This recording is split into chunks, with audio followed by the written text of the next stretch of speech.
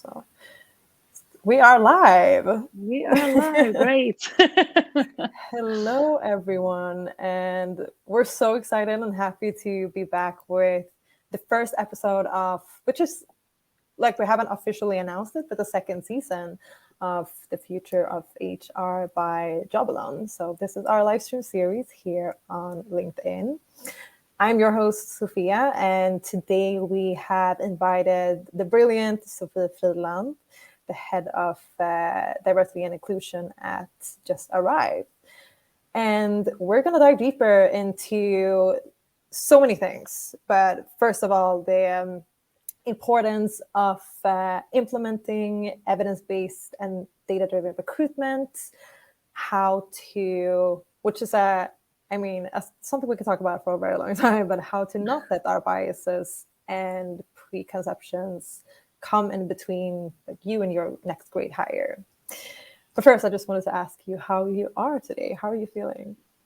Hi. No, but I'm so excited. It feels like it's been a while since I did a live event like this, but I'm super excited to talk with all you guys.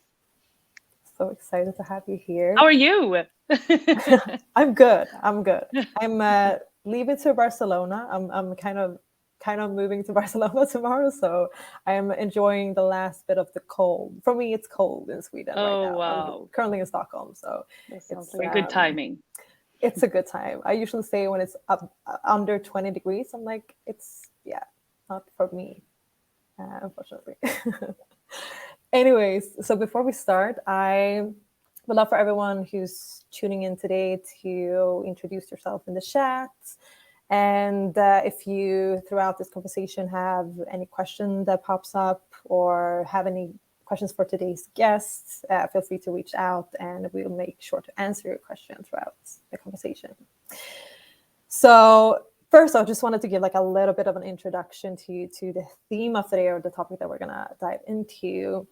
So like we all know that diversity is key to an innovative, healthy, progressive company, right?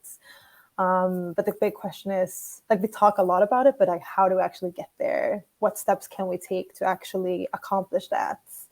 And to truly challenge these systemic barriers, we need to, of course, look ourselves in the mirror and reflect on how we're currently acting to cultivate a diverse and inclusive hiring process and workforce, but more importantly, where we're lacking right now. So yeah, how do we expand and maintain a global and intercultural candidate pool, and where do external resources come in handy? These are the type of questions that we will get into shortly. But first off, I just wanted to, or for everyone who's tuning in and don't know anything about you or Just Arrived and the work that you're doing, can you tell us a little bit more about Just Arrived and how your company is challenging and modernizing a otherwise pretty traditional industry? Of course, of course. So hi everyone, my name is Sofi Fridland, head of D&I at Just Arrived. Have been working in the talent industry for the past 10 years. And I joined Just Arrived at 2015, which was actually when it started as a volunteer initiative. And the idea was to help all the refugees that came to Sweden back then to enter the labor market, since we know that's such an important part of integration.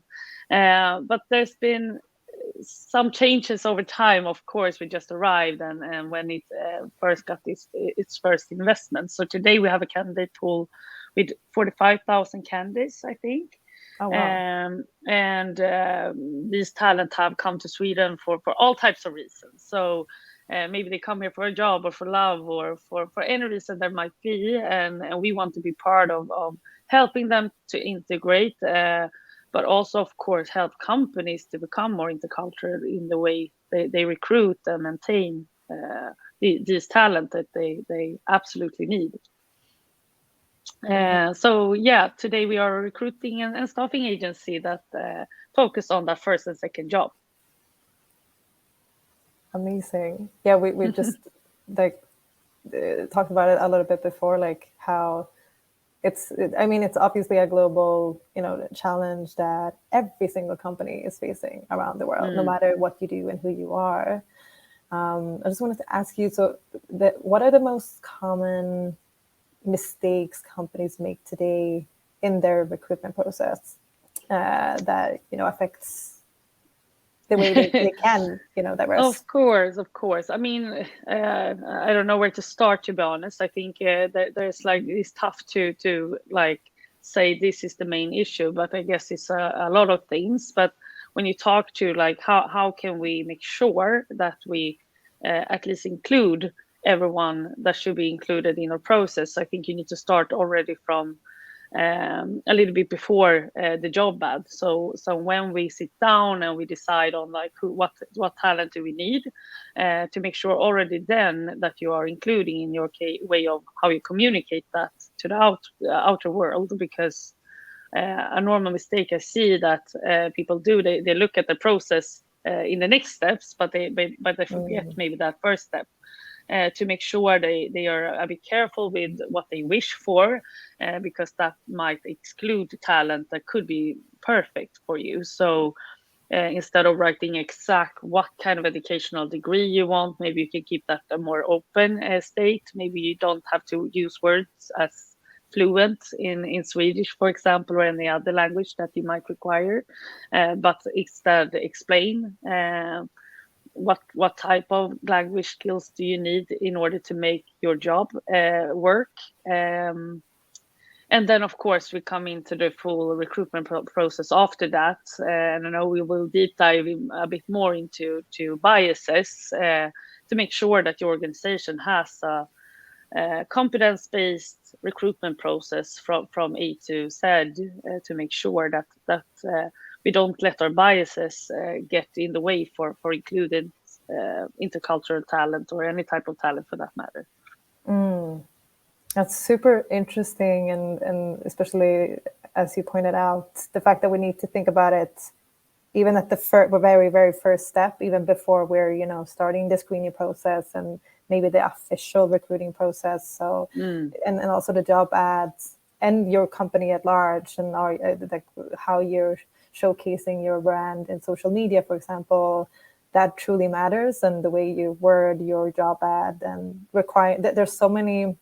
I can't refer to a specific one right now, but I read a lot of research when it comes to, that was the gender-wise, like what attracts men versus women when it comes to like the wordings that the words that we use in the job ad. And I was like, and I kind of looked back at myself and I was like, yeah, I'm kind of like, I would probably think the same thing. It's like when it comes to requirements, it's like you have to have, like, this is the obligatory thing that you have to have versus it would be nice to have. And those tiny like tweaks in the way we're wording it makes a huge difference. So it's super interesting that you pointed that out.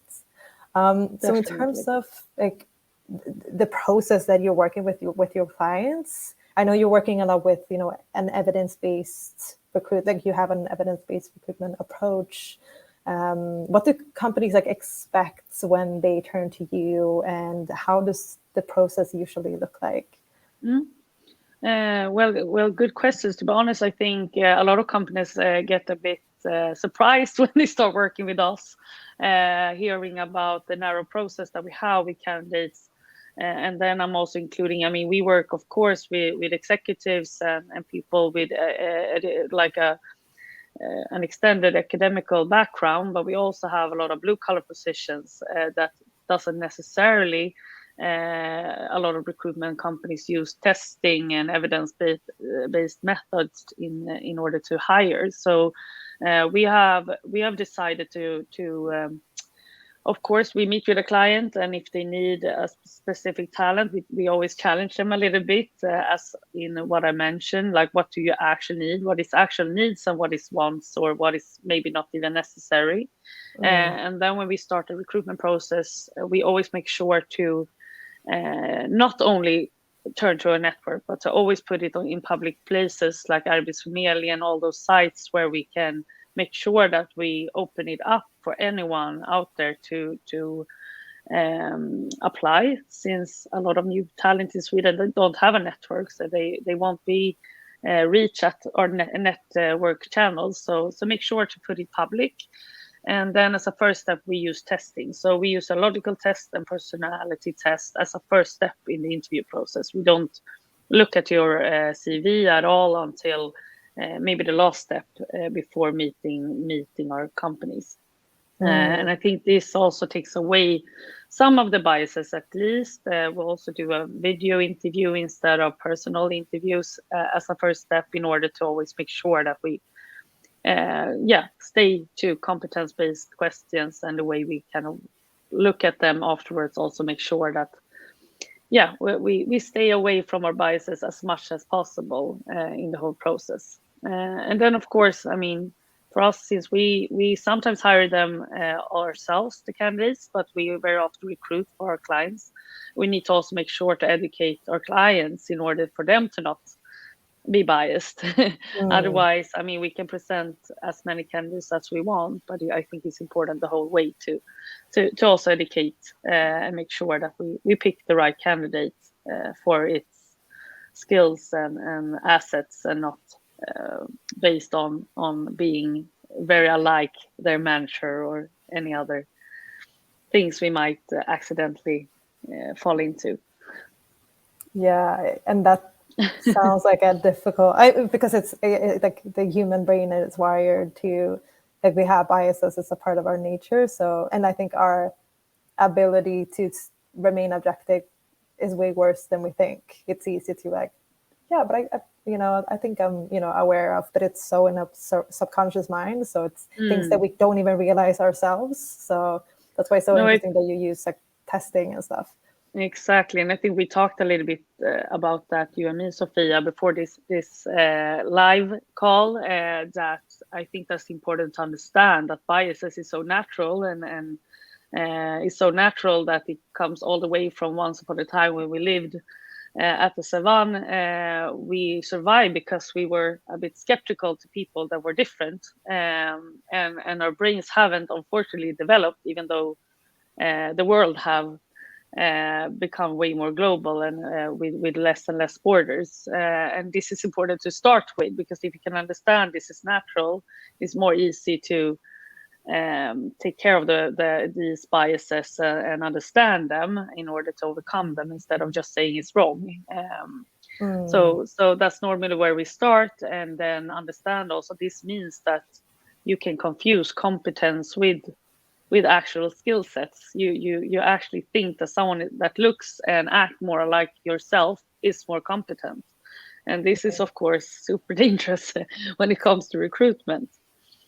Definitely, because recruiters have the power to select. So if you go with that gut feeling, which might not be an objective gut feeling, but just that sense of familiarity, that like, oh, this person went to the same school, and you have some kind of connection, which means that you probably tend to like that person a little bit more. Exactly. What, like, when it comes to that part, what kind of questions you often get from clients, or like what are their challenges in terms of like a bias, like having an unbiased approach? No, but I think one of the issues that we always get questions about is to how to overcome them, of course. So when we get them to accept, because I think people tend to, especially when they work with a company like Just Arrived, they don't believe they have too many biases. But when we have all agreed this is the case, like, how do you overcome them? And I think one way is to use good systems and good competence-based questions in order on how to validate the answers, and not go on that gut feeling, as you just mentioned. I mean, that's such a key thing, but also that you include that in the whole organization. I see very often HR people that are very educated and very good on this, but then the person hiring the last candidate might not be so including and not so aware of its biases, and therefore they might miss these things. So to make sure that you or educate the whole organization regarding why we need to keep to the questions that we have in the form, and how to validate the answers. Exactly. and like just having the same type of questions for everyone, so it doesn't, that you don't tweak it depending on who you talk to, and exactly like you said, it's so important to educate everyone, because attracting and hiring talents is one thing, but then they're starting working at your company, and how do we retain them? How do we make sure? Because it's not only about, oh, we have a more diverse team. It's like it has to come from a genuine place of actually wanting to achieve it, and therefore the inclusion part is crucial, because otherwise we'll attract diverse talents and then they'll quit after a week because they don't feel like, welcome. So how do you tackle that part of? I mean, to be honest, I mean, Just Arrived is mostly involved when it comes to the recruitment part. But we have been doing some studies, and I know we have some colleagues in our office from Changers Hub, they are called. I know they just did a huge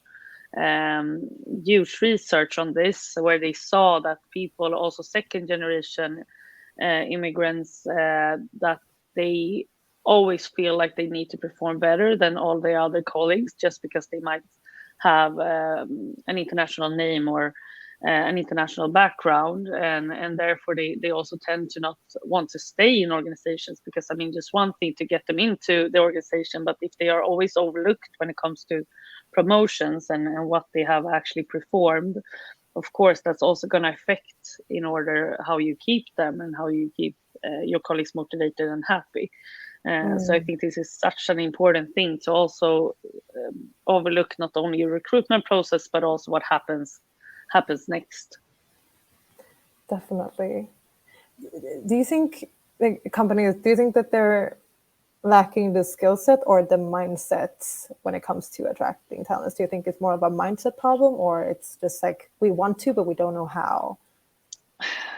I think it's none of those. I think one of the problem is that I think that the only true way we can overcome it is if it starts from the top, meaning that you have to recruit diverse talent all the way from the top in order to overcome these challenges. I mean, I'm not saying it's impossible. I just think it's going to take so much more time and be so much harder.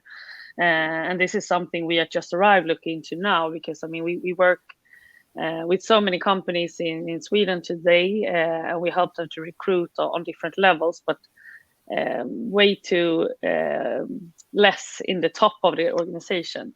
And we want to start working more with executive positions, because we know we have the talent. But unfortunately, I see today, when you look at a lot of executive firms and so forth, they kind of exclude our talent pool when they recruit for more senior positions, because you very often use references and network recruitment instead of making sure that you include a wider pool of talent. So I think that's going to be so crucial for companies if you really want to work with these questions, especially if it is intercultural diversity. You need to start at the top. That was actually my follow-up question, how, because the companies that reach out to you, what kind of talents do they want to attract? Is it more senior level, or is it more entry level? You kind of explained that a little bit.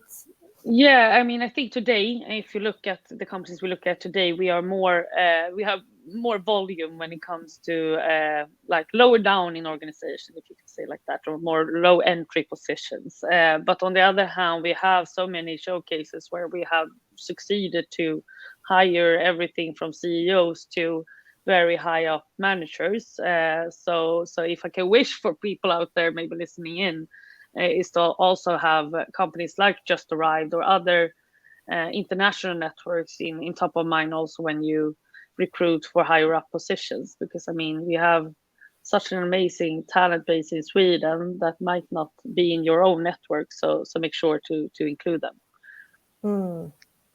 Do you think you always have to use an external resource to tackle this problem, or do you think that's something that organizations can do themselves? I think yes and no. I think it can be very smart, depending on your resources internally today, to maybe get help at least to start with, to get it started and make sure that you have the tools and the right mindsets and like a process on how to work with these questions. But then I think it's absolutely necessary that the companies keep working like by themselves as well to make an impact for real, because of course just arrived and our colleagues within these questions, we can do a lot, but I think it's up to the big organizations to also have a strategy and a hands-on one in how to keep working with these questions in order for it to work.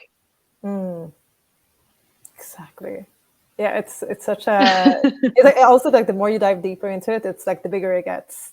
So like when it comes to your talent pool, like because we want to attract competence that also reflects the society that we live in, and it's a nice idea.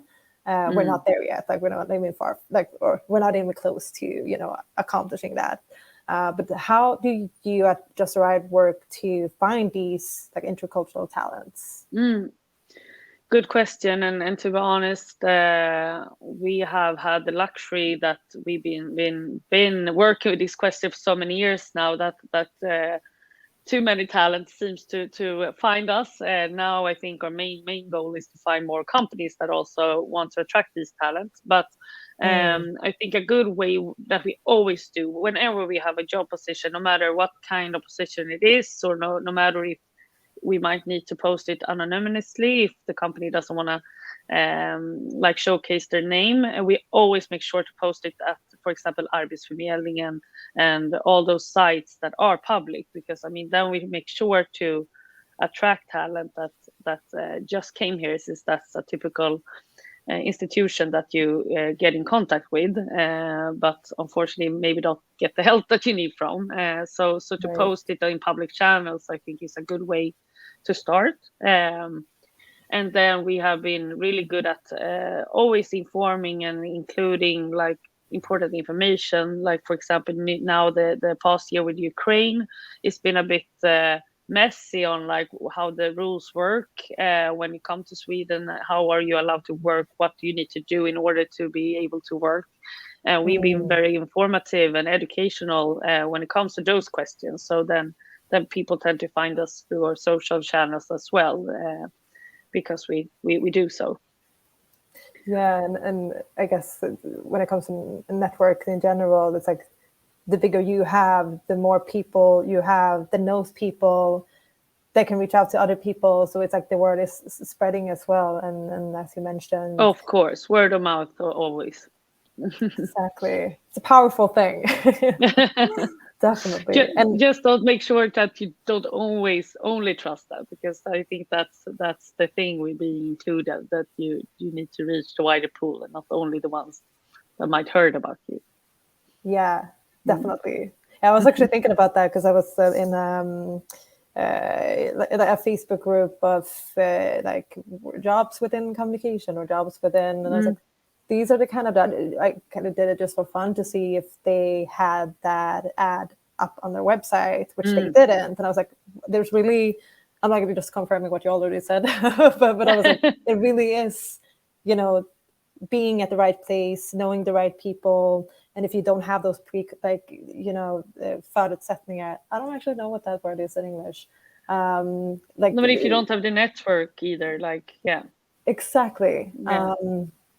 Then it's not that information is not going to reach you. So how do we make sure it's a playing like field for everyone to thrive, and not only the people that have the privilege to have the contacts, to have the educational background as well. We actually had a conversation about that the other day, how learning is changing. So like, back in the day, the only way to learn was through, traditional institutions like a school or university. And nowadays learning is becoming much more democratized. It's much more accessible to people. So why should we look at the numbers of, years you went to school when there's a way to learn coding through YouTube? You know what I mean? Yeah. So it's like those traditional factors that we used to look at. Now I'm jumping back to what we talked about in the beginning. But No, but I completely agree, and that's why we always make sure to use like testing very fast in the process. No matter if it's a programmer and we want an IT test or a logical testing combined with a personality test, we put them early, because that also means that we can, instead of asking the wrong questions that might exclude talent that could be perfect for this job, we can handle like such a big amount of candidates, so we can open it up for everyone, but make sure that the ones that get through and the ones that we actually talk to, like of course, if you need a driver's license, we ask if you have a driver's license, but I think there's so many skills that might not necessarily have to be X amount of years from this type of educational school. It can be, you can have gained that information and skill set elsewhere. Yeah, definitely. Yeah, of course, it's if you're looking for a doctor, then it might be, but it all depends on, it's depending on the role and depending on, the circumstances and the context. Of course. So I'm seeing that we're running out of time already, but I just wanted to ask you a last question. Why is it so hard to achieve diversity in organizations when we know what we can get from it? Like, we know that we can rip the awards from it, but why isn't more organizations putting in more effort? Yeah, I ask myself that question every day. No, but I think I come from sales to start with, so I think my goal is always, when I go into an organization, is to understand the different stakeholders' perspective on this problem, because I think one problem is that when we come into an organization, some people is going to think directly, of course this is important, and of course we want to learn, and of course we want to make a change for real. But then you have other people in the organization that basically are not interested, they are not educated enough, or to be honest, they don't have time to, bring in another project that this tend to become. And I think therefore it's so important when you talk about diversity inclusion to start with, is to naturalize it, why it's hard, and naturalize it, making sure that everyone can understand why it is something we need to work with, but then also to bring, like, what is the value for the different stakeholders that we want to reach in the organization. So you have so many perspectives of D&I, like, of course, we know that you make better decisions and that you become more innovative, but what does that actually mean for a person sitting within marketing, or a person sitting with more the cost perspective or the organization? How much money can you save working with these questions? Because there is research, but I think it's important that you kind of help the organization to understand the value for them as people and colleagues, to start with. But then again, I want to go back to, it needs to start at the top. So I think one other thing as well, the companies need to really want to make a difference, even if that means some hard decisions to start with, in order to really become diverse. Definitely. Couldn't agree more. And it's kind of like starting from the other end. It's like, what do we get out of it in the long run? Because it's something that we want to build with longevity. It's not, a one-time effort and then build it from like what we want to achieve. Yeah. And then how do we do it? And like you said, from the top to the bottom, it has to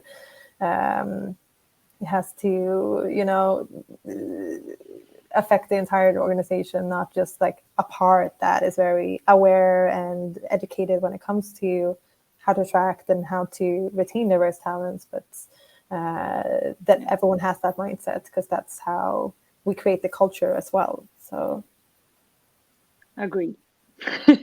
Amazing.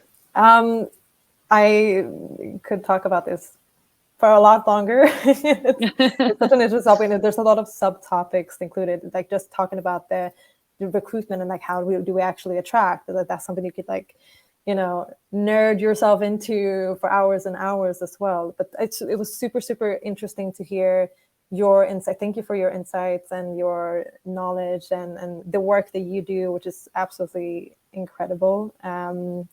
Thank you for joining us today. And this topic, it's not even a topic, it's like obvious. It should be on everyone's agenda. And if it isn't, it should be from now on.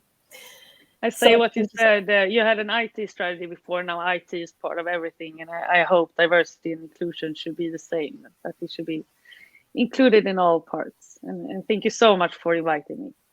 Thank you so much. And for everyone who's tuning in, we will drop this on YouTube. So if you were only able to watch half of it, or you want to recommend it to a friend, it will be available afterwards to watch. So thank you, everyone, and have a nice afternoon. Thank you. Thank you. Bye.